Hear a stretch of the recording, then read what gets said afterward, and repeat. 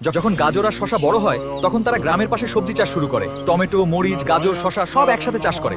বন্ধু, আজকের কাজটা তো প্রায় শেষ হয়েই এলো। হ্যাঁ, একসাথে কাজ করলে যে কোনো কঠিন কাজও খুব সহজ আর আনন্দদায়ক মনে হয়।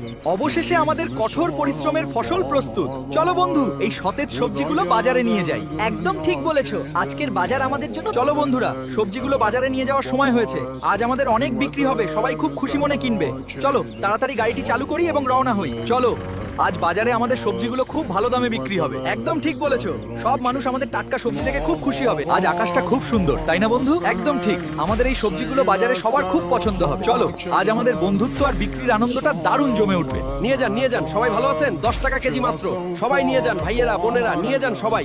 একদম টাটকা সবজি, সবার জন্য সেরা দাম। সবাই এসে দেখে যান।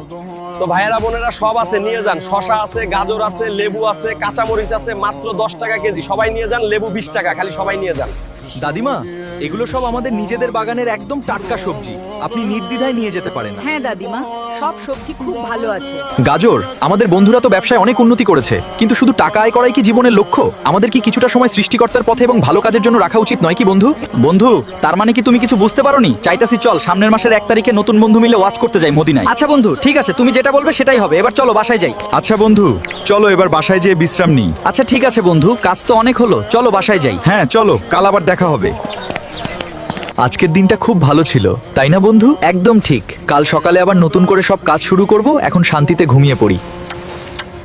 বন্ধু, ঘুম থেকে ওঠো, সকাল হয়ে গেছে, নতুন একটা দিন শুরু করার সময় হয়েছে আমাদের।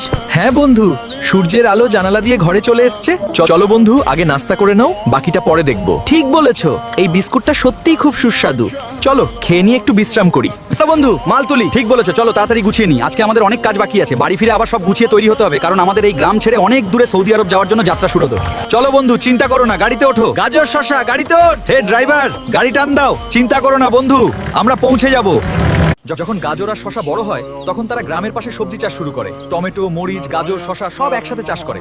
বন্ধু, আজকের কাজটা তো প্রায় শেষ হয়েই এলো। হ্যাঁ, একসাথে কাজ করলে যে কোনো কঠিন কাজও খুব সহজ আর আনন্দদায়ক মনে হয়।